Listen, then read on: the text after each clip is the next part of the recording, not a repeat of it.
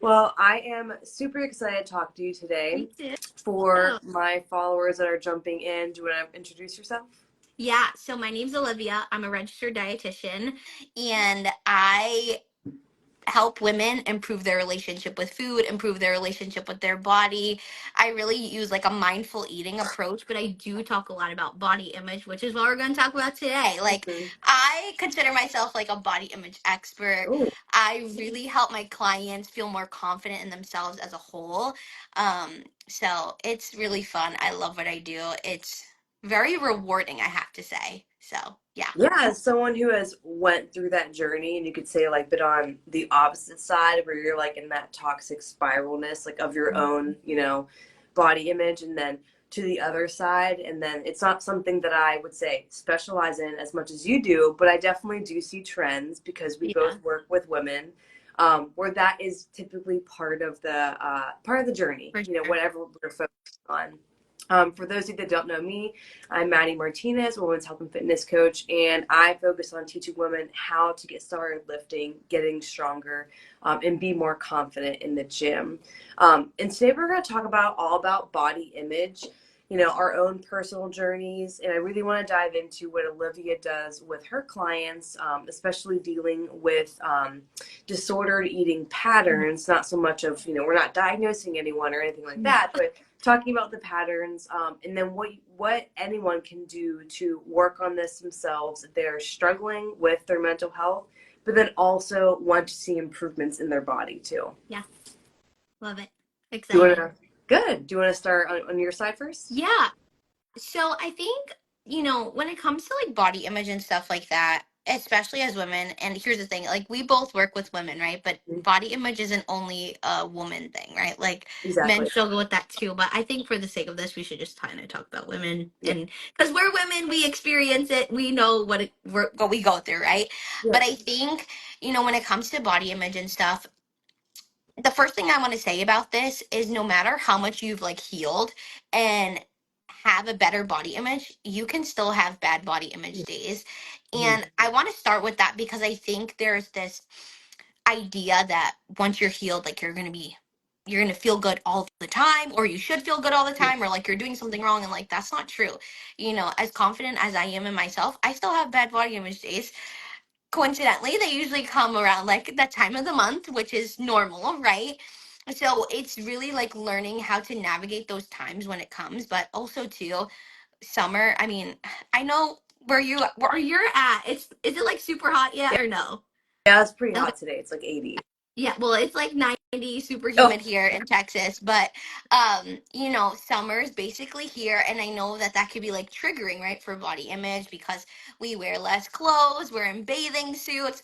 I should have wore a bathing suit today. Like that would have been so on brand for me, but I just didn't. But that's okay.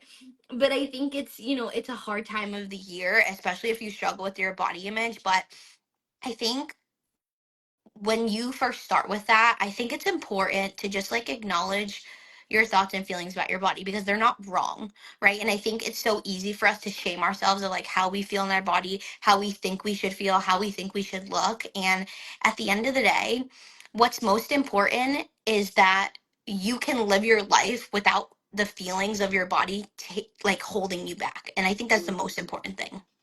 mm, I like that. I think that's how many times do we hear from women that they don't want to be in pictures or they don't want to see anyone or, insert whatever someone seeing them in public. And that's, hard for them if their body has changed in a way that they're not Mhm. really happy about. And it's not just, looking good, but it's taking away from their quality of life. Like we need to see people, we need to keep friendships and those type of things. And if we are feeling so insecure to a point where we're not going outside, Mhm. that's really diminishing our quality of life and our mental health. Yeah, for sure. And something that I always say too, which I think it can be really hard to like realize this like logically when you're like so deep in it, Hmm. is that truthfully, the only person who cares what you think about what your body looks like is you. Yeah. And truthfully, the only person that matters, right? Yep. And I will say this because I always get like the caveat, but like this person said this to me about my body. This person made negative comments about my body. And Hmm. truthfully, like you've probably heard this a million times, but it's so true. Whatever someone tells you, it's a projection of how they feel, Yeah. because they that would have never crossed their mind if they've never thought it, Yeah. right? So About another themselves. thing, yeah, and another thing that I truly say too, which like is very deep, truthfully, the way that your body looks is the least interesting thing about you. Oh yeah, I agree. I feel like that's something like I have to remind myself sometimes, even when, you get so far on the other side where it's like you're so happy with where you are currently, you obsess over that. And Hmm. then that's all you think about. I'm like, there are so many other things that I could be putting energy to that like have nothing Yeah. to do with what I look like. Yeah, and that's the thing, like, and something that I always tell my clients to do is, especially when they're struggling in the beginning, I tell them, I'm like, I want you to write things that you love about yourself that have nothing to do with your body. And truthfully, a lot of them struggle with that because it's more of like a self-worth, self-love type of thing, and it's easier to like say that it's the way that your body looks because it's surface level, right? Like that's just the easier thing to do, but truthfully, it's like really hard because also too like our media, social media, we're very, especially as women, we are seen as like our body is the most important thing, right? So it's like, even though it's not, we get these messages that it is, so that's why it's so challenging sometimes too to like remember that, Mhm. right? And like I remember like myself thinking that, also because part of my journey too is a lot of people used to make fun of me for like so many different things, for my voice, because I'm like 5 feet tall, I'm super short. People would tell me like I look like a baby, I look like a little girl, and I'm like these are like annoying things to say about like my body, right? Mhm. So I used to get really frustrated about those things, and I would let what people thought about me, I believe that, right? Like, okay, what they're saying is true, and I let that really control my life until like I started working on myself. And truthfully, when I started my getting my degree in nutrition, learning about nutrition like helped me with my own body image, like coincidentally, because I really learned like how to properly fuel my body. And when you know how to properly fuel your body, it does help with your mental health and the way that you feel about your body too. I mean, there's just such a connection with this, like with the types of foods that you put into your body, they can make you feel happy, like they can help with your emotions too. And that's just kind of like a thing for your body to be like, wow, like I know how to feel my body. Like this makes me feel so good because I know that I'm doing things for myself, for my best, that may not be just physically but also internally, because that's so important. It's like a holistic approach, and that's really what I use a lot with my clients, is like a holistic approach to nutrition and health and like body image, because it truly is all connected. Mhm. And that's why I say you can't just work on body image if you don't work on your mental health, if you don't work on your nutrition, if you don't work on your health, because you're doing a disservice to yourself, and you're never truly going to be like healed. You know what I mean? 100%. And I think it goes hand in hand. Like, I always tell women that are like, I just want to feel more confident in my skin. I'm like, we're going to lift weights. Hmm. Because when you can pick something up heavy, you're like, oh, I can like take care of myself when you don't have to Hmm. ask someone to help you pick something Yeah. up. That's empowering. Oh, I for mean, sure. I I love that. right. I love that too. It's like the best feeling. Like I could pick something up that's 200 pounds, like no problem. Guys, don't step away. I can Yes, do that's this. literally what I say. Like, I love when I remember I was like helping one of my friends with like an event or something, and like we had to carry like huge cases of like seltzers and like waters and stuff, like just like really like heavy stuff. And this guy was like, "Oh, do you need help?" And I was like, "No, I got this. Like, I don't need your help." And it's so funny that you say that too, because this is something that I don't really think about too much, because it's kind of like I'm so far removed, like kind of like what you're saying Yeah. is, when I started like working out and like doing strength training, that literally like changed my confidence in myself, because Yeah. truthfully, I never thought that I could like lift weights. Again, I had a lot of like limiting beliefs of what people told me, Mhm. because I have asthma, like I have all these things like health wise. And I was like, no, like I can't. And I started doing it. And I mean, I've been lifting now for like 3 years, I would say, which is like, I'm so proud of I myself. love But that. I was like, to show myself it's true what you're saying, like to just be able to lift something heavy and just Mhm. show yourself what you're truly capable of Mhm. is the most empowering thing ever. Like, I feel truly my most confident self, like in the gym. Truthfully, Yeah. it's so awesome. And a lot of women don't experience that. Mm-mm. Like I like how you brought up limiting beliefs. That's something Hmm. like I told myself like a long time ago, like whenever I got sick, I was like, my limiting belief is not going to be that I have to be on this medication forever. Because Mm-hmm. so many people, it doesn't matter what it is, a sickness, something is heavy, I'll never, be able to feel good in my skin again. Like they find something, they stick to it, and they Mm-hmm. believe that forever. And then everything that could help them, oh, it doesn't matter because this is how my life is going to be. Yeah, And I think that's something just collectively we could all work on, is like not falling to that for trap of, sure. oh, I'm getting older. Oh, my mind is so far from being helped, right? I can't, mental health is not going to do any benefit for me. I've heard that a lot. And I think truly it's okay to have those beliefs, but that doesn't have to hold you back. Like I think it's almost like proving to yourself that you can do it. You have that belief. Okay, let me prove myself that it's true, or let me prove to myself that it's wrong. Right? Like I like you that. can prove to yourself that Yeah. you can actually do it. Mhm. And I mean, you're only gonna know if you try, right? Like Yeah. you're only gonna fail if you don't try or if you don't get started, truthfully, Yeah. right? I always And say that. You keep going at it. If you mhm, fails when you just stop, like that's literally. when you fail.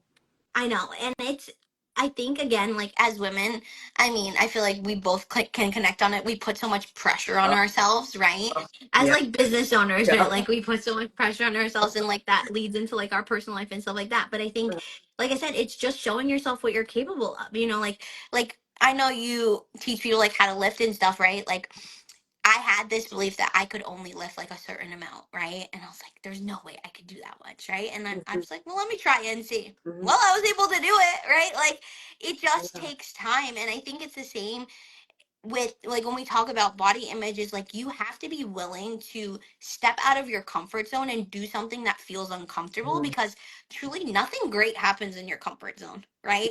Like anything you have in your life that you feel proud about, that you're happy about, like it just didn't fall into your lap. I mean, if it did, congratulations, you're a gem, but like you have to work for the things that you want. So like if you want to have a better body image, you have to work towards that. But I also think there's this like connotation that it has to be this like long-winded process, like when truthfully everyone's body image journey is different, like it's the same with like health and fitness. Everyone's journey is different. Where you start is different, but you just have to start, you know what I mean? Yeah, and I think like, and there can be like different types, for like a long time I was just like thinking of high school. Like everyone's is kind of the same in high school. Like we all Hmm. just look like twigs, like with a thigh gap. Like that's all, like I don't know like what was in the water, but like literally that's all we wanted. Yeah. And I think back to that, and then it progressed to where I started doing CrossFit and I started lifting, and then I was kind of like more insecure of like, I don't look like them, like they're super muscular. And then I got sick, and I was like, yeah, I just want to like, be able to walk and be healthy. So I kind of forgot about that part. But then as I got started as a coach, I was like, I don't look like these other Hmm. coaches. Like, I am not as muscular as them. Like, what is Hmm. not in my water? Why do I look like that? So Yeah. it's like, for me, my journey has been very much like different types, but Mhm. still under the same guise of I'm struggling with how I look and not feeling like I fit into this perceived look that I feel like I should be. It all comes back to like comparison syndrome, right? Oh, Like we yeah. compare ourselves. And I would be lying if I said that wasn't true. Like again, I'm a dietitian, like I'm a nutrition professional, right? And I am not a twig. I am a curvy girl, right? Like and I own that. Mhm. But I had this narrative in my head too of like, well, I guess I have to be like super skinny if I'm gonna help other women like lose weight, improve their relationship with food. Like I thought I needed to look like everybody else. This was like when I first started, when I first Mhm. became a dietitian Mhm. because I didn't have a lot of confidence because like I just had become a dietitian. Like I don't know what I'm doing, right? But then over the years, I'm like, no, that's what makes me me. That's what makes me unique, right? Because and truthfully, when we talk about body sizes and everything like that, everyone's body looks different. You Mhm. know, I had a conversation with a client the other day because she speaking of like disordered eating and things like that, she is someone who is very obsessed with the Mhm. scale and she lets the scale like dictate how she eats, what she doesn't eat, how she operates, how she thinks about herself. Mhm. And she has this idea of like what that number has to be. And if it's not that, like she freaks out. And I with my coaching, I do a lot of like logical stuff and I feel like I have to do it that way, like talk to my clients logically for them to really understand, because they come up with these scenarios in their head. And I was like, listen, I sent her this like image of, and I showed her an image of like all different types of women who were like 150 pounds, right? And their bodies all look different. And she was like flabbergasted. She's like, no way. Like, she almost didn't believe me. I was like, no, like, all these women are the same number on the scale, and their body sizes look different. And then she was telling me she was having a conversation with one of her friends who happens to be the same weight as her. And she was also surprised because she's like, we look different. And I'm like, you see, sometimes you do need like a real life example to like bring you in when you had these like ideas for yourself. And truthfully, everyone's body is different, right? So I think the more that you compare yourself to someone else, like the more unhappy you're gonna be. So it's just kind of what I said before, is that you're unique, right? Like there's no one else like you out there unless you're a twin, right? But that's what makes you you, right? So if you're saying like, well, I have to look like this person, or I need to do what this person's doing, you're doing a disservice to yourself, and you're truly never going to be happy because you have this idea of what you need to look like. And unfortunately, like we've grown up in the times where, so the media, like movies and stuff, said like, oh, you need to be this size. So it's understandable that we've felt this way in the past, but I also think like these next generations are going to be so much better off because of what we're teaching now. Yeah, I agree. And like even like thinking to my sister, I mean, she's 100, I don't know, she tears around 116 pounds. She's like 5 foot. Hmm. So or 5'2", I can't remember how tall. She's shorter than I am. I'm like Yeah. 5'6". So 100, I've been 116 pounds. It does not look good on me. It Yeah. look I'm concerned for myself when I'm Yeah. 116 pounds. Yeah. So it's very similar genetics where, well, she's so short that like when she started lifting, her body changed so fast. She got so jacked so fast. And I'm like, when is my Yeah. turn? Like when is that gonna happen for me, you know? Yeah. And it's just like for my world, I have a lot of women that are like, well, she's been lifting for X amount and she looks this way, or I want to look like this trainer. And I'm like, I've been trying to look that way for a long time. Let me tell you, it takes Yeah. time in your But I body. think also too, it's like being realistic, Yeah. right? Like Are you you have. willing to do that? What they do Yeah, and I all the think time. too, a lot of the times women, and this could be controversial, they have unrealistic expectations for themselves when it comes to their body, right? Hmm. And this is why I say all the time, how you feel matters more than what you look like, right? Like Hmm. if you feel strong, if you feel good and you feel confident, a number on the scale is not going to make that feel better for you, right? Like when you truly are confident in yourself, like it's not going to matter what that scale says if you feel good. Like if you feel good in your clothes, who cares what that scale says, right? Like who cares what other people think? And that's why I say too, especially because, like I said, I work with women who have disordered eating.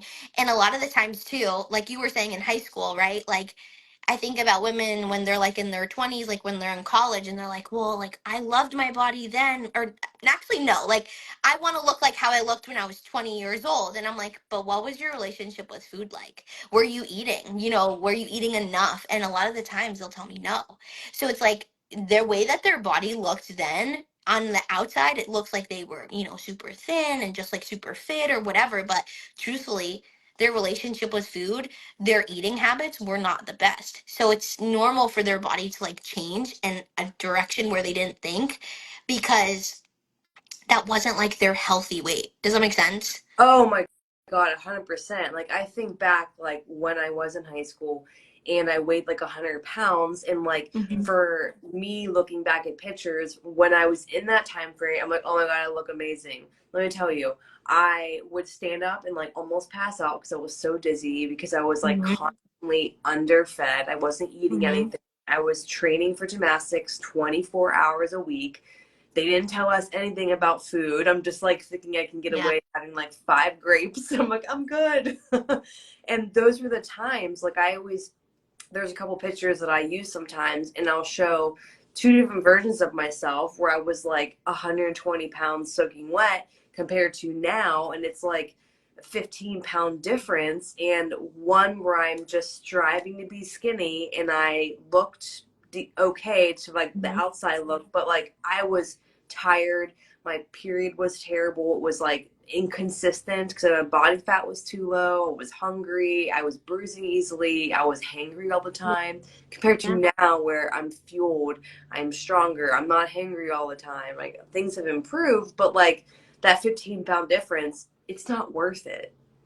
I love that you said that it's not worth it, because I think sometimes it's so hard when you're in that space where you're not where you want to be to be like, I'm willing to do whatever it takes, but it's like, Mm-hmm. really, are you? Like, do you want to not have a period? Do you want to have no energy? Do you want to be Mm-hmm. dizzy? Like, do you want to go back to that life, or do you prefer now? And I think that that's what's one of the hardest things when it comes to like body image and stuff, because it's like when we talk about it, when we look at photos of ourselves like 10 years ago, like, oh, I wish I loved myself then because I would kill to look like that now. Like, that's the number one sign. Like, your body image needs a lot of work, Mm-hmm. because if you didn't love yourself then, you're not going to love yourself now. Like, it's Mm-hmm. not just surface level, it's not just external, Yeah. right? And, you know, I say that too. Like when I look at photos of myself in high school, and me and my mom like had this conversation recently too, because she saw like a photo of me and she's like, I don't remember you looking like that thin. You know what I mean? But also, like, I have food allergies. My relationship with food, like, I wasn't like actually like intentionally Mm-hmm. restricting, but in my school, you know, because back then there wasn't a lot of vegan options, like plant based. So Mm-hmm. I wouldn't eat, but at school, but like wasn't on purpose. You know what I mean? Yeah, So there wasn't anything yeah, available. like there just like wasn't anything available. Like I would eat when I got home from school. You know what I mean? Like, and Oh. I realized that now. Yeah, and I'm like, no wonder I had headaches. Like, no wonder I was tired all the time. Like, I would just eat like chicken nuggets and fries. Like, my nutrition was not good. Like when I think about it now, I'm just like, I feel so bad for myself. And that's like that was school life, right? Like when I was home, like I would eat, you know, 3 meals and stuff like that. But you're at school most of the time, right? Yeah. So I think about that now too, and I'm like, yeah, like I really didn't really eat, but it wasn't intentional, right? Like Yeah. I was never the type to be like, oh, I need to like lose weight, like. But did I think that I was bigger than other girls? Yeah, I did, because again, like I have curves, I always have. Like my body just looked different than other people, and I did get made fun of, so I thought there was something wrong with me, but. That's the thing, like I wasn't intentionally like restricting or like dieting or anything like that. It just kind of, I just wasn't eating enough without realizing, you know what I mean? But I think, unfortunately, and I'll say this, and again, I probably might get some backlash about this, but I truly think that most women do have some sort of disordered eating that they might not even realize. Yeah, I think it's Just like, because, or go ahead. no, I was just gonna say, just because our society normalizes disordered eating. Yeah. And just for people watching, so we can kind of specify, we're not talking about eating Yeah. disorders, but what are some traits of disordered eating patterns? Yeah, so I think one of the things is like skipping meals just because you, without even thinking about it, skipping meals, Mm-hmm. feeling guilty for eating like a certain food, thinking that a certain food is going to make you gain weight if you eat that, like just restricting certain food groups because you think they're unhealthy. Mm-hmm. I mean, there's so many things when it comes to disordered eating. I think a lot of the times, the reason why I said skipping meals is because like I know intermittent fasting is such a big thing, right? But like intermittent fasting is just glorified skipping breakfast. Like that's literally what it is. You know what I mean? So there's a lot of different things when it comes to disordered eating. I mean, if you don't allow yourself to eat certain foods, Mm-hmm. um, if, like I said before, if you let the scale dictate how you eat or how you don't eat, um, if you're just, again, I'll say this too, if you're obsessively like counting calories or, you know, tracking your macros, and I know like you teach that, it's getting like super dark in here. Um, I know that you like teach that, and listen, like tracking macros can work for some people, but doesn't work for everybody. And if you find yourself like being obsessed with it, and like you feel like you have to be counting all the time, like that's disordered eating. You know, like and again, this can, everyone has their own opinions about this, but you tracking your calories, tracking your macros, like forever is not truly the goal, because you need to learn how to fuel your body. Like it's a tool Mm-hmm. that's going to teach you how to eat sometimes. Mm-hmm. However, I don't really teach that. I find other ways to teach my clients how to eat without tracking or whatever. But those are just like a few examples, but it can show up in so many different ways, truthfully. I think that's a good point. I mean, the I've done all of those things, like skipped meals, Mhm. obsessively tracking, set myself like way too low calorie amounts because I didn't know what I was doing. And I was just like, oh, this makes sense. Under 1,000 for a high schooler. Perfect. Mhm. You know, we've, Yeah. we've, I think most women have done all those things without knowing there was like a term Yeah. for what we were doing, and Exactly. then not realizing the damage that it can do to our body long term, especially when it comes to the ability to build stronger bones and then not end up with osteoporosis down the road too. So Yeah. it's there And I are think things to for consider. sure. And I think the biggest thing, and I hear this all the time because I can tell you, majority of my clients don't eat enough food. Like when they come to me, they're not eating enough. And unfortunately, they think they're overeating Yeah. because like our culture has been like, oh, like you're eating too much, right? Like, and when I say that, I mean it's you're not getting the right types of things that your body needs. You may be over consuming calories, but you're not getting the nutrients that your body needs. Like there's a very big difference when it comes to things like that. But again, we are taught like you have to eat less or like you can't eat more than a man. Like I remember things like that, like just little things like that. And it's just like you have to remember that your body is unique and your body requires specific needs. And like me and you, we don't have the same needs because we have different lifestyles. We're different weights, we're different heights. You know what I mean? Mm-hmm. Like there's so many different reasons why we do not have the same calorie needs, we don't have the same nutrition needs. And I think one of my biggest pet peeves when it comes to nutrition and stuff, and I feel like we're kind of talking about all different things today, but it's fine, Okay. um, is when I hear someone say, oh, like I did this diet, or oh, you should do this because it worked for me. Mm-hmm. Just because something works for your friend doesn't mean it's going to work for you. And I think, a lot of times, like we can be I don't want to say desperate, that's like the wrong word, but we can be so eager, like we want to feel better that we're willing to do anything, but then sometimes it's like you're not willing to do the right things that actually work. You're willing to do the quick things because we want that quick fix. But it's Yeah. like truly working with a coach is the only way, and learning how to eat for your body is the only way you're going to get to where you want to go because you need that education, but you also need the support too. You know what I Right.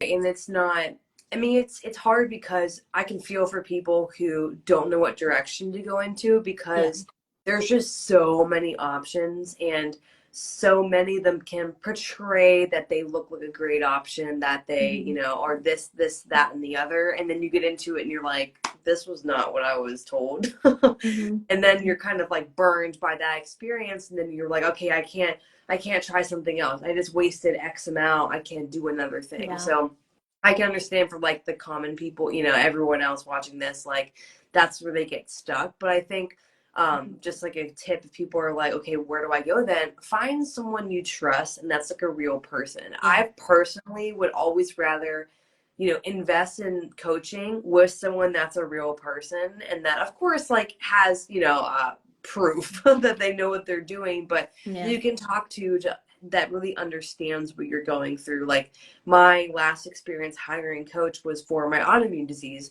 and I wanted to make sure it was someone that understood where I was coming from, had lots of background education. All those things are really important to me, that I could talk to. Yeah. I could have went with a regular doctor, but I would only be able to talk to them when I go to my appointment. Yeah. I like having a virtual coach because like I can talk to them whenever. Yeah. I'm glad you brought that up because again, like on my side, it's a little bit different because like I'm a dietitian, right?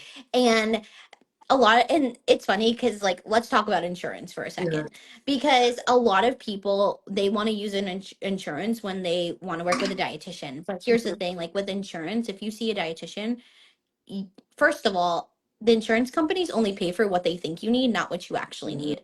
So that's like one caveat to that that's frustrating. But also, you only get paid like the insurance company is only going to cover face to face time. So it's like, if you have a question, if you're struggling with something, you have to wait till our next like session Mhm. versus like with coaching, you get Mhm. access for when you need something and you get to work on it in real time. So I love Yeah. that you bring that up too, because I think there's some misconceptions of like what's the difference between like working with a dietitian with insurance versus non-insurance and like me doing coaching, right? It's just so different and you get like a full holistic approach and experience. And Mhm. like you said too, finding someone that's educated, you know Mhm. what I mean? Like I know you've taken programs, like you're super educated. Unfortunately, there's some people out there who are not educated. So you Right. have to kind of do your homework. You have to ask the right questions. And like you said, find someone that you trust and make sure that they're going to be able to provide you with what you actually need, and not just like sell you something that just sounds too good to be true. Because we're not in the business of doing that. Like, we actually want to help you and support you and get you to your goal of feeling better. Yeah. And like we were saying before, like, I specialize in disordered eating. I do work with women who also have eating disorders. But like, Maddie, you can't work with someone who has an eating Nor disorder, nor right? would I want to. Exactly. You know what I mean? So it's That's like scary these territory.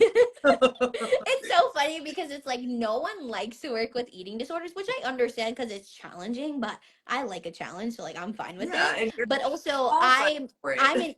an expert in that. Like, I have education, I'm qualified to do that. And I've seen some things where people are not qualified, or maybe they don't even have a diagnosed eating disorder, but like people are so coaching them, and it's just Yeah. like, no, you need to get them the right support. So I think that's Yeah. the thing too, is like, whether it's me or you or neither of us, we're going to find you someone that can help you, right? Like, because we truly care. And I think that that's really important too. Whether like, if we're not the good fit, like, we're going to find someone that is a good fit. You know what I mean? Yeah, and that makes sense because there's nothing more like when I was looking for my coach, I was like, listen, if you like can't work with me, like please tell me because Yeah. like it's you're investing your time and your hope for like you really are hoping this person is your answer and for that to like fall flat, that's really tough.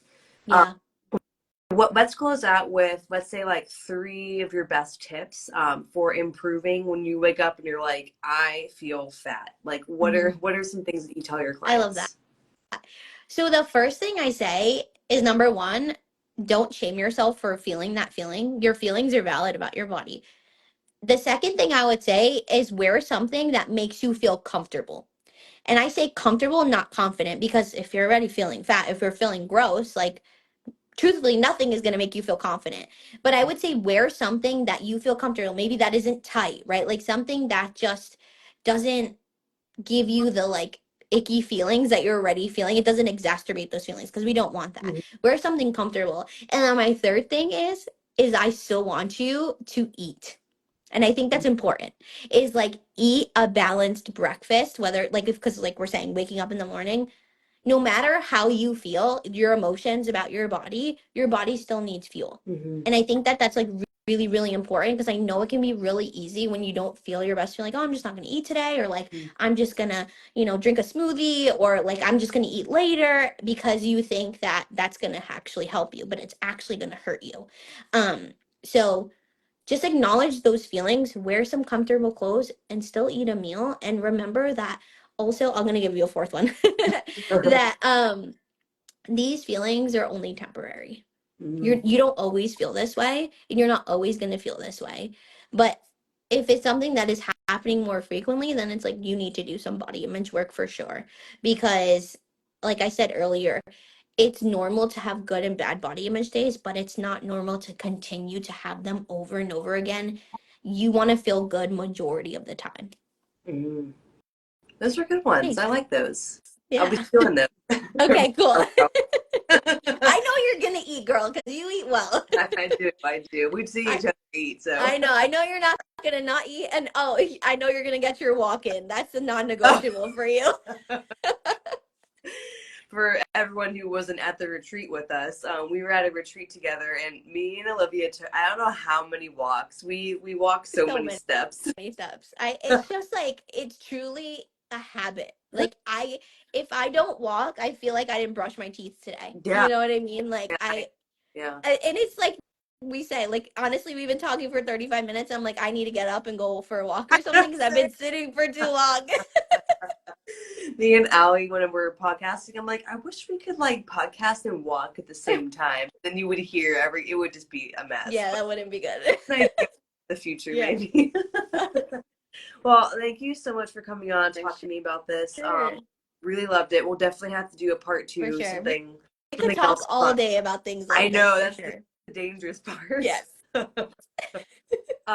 So I will talk to you later, but guys, I hope this was helpful. This is going up on YouTube. This will be everywhere. So if you want the replay, you can just message me replay and I'll send you the YouTube link when it's all out. So So, thanks, Maddie, you're for welcome. hosting. All All right, right. I'll talk to you soon. Bye.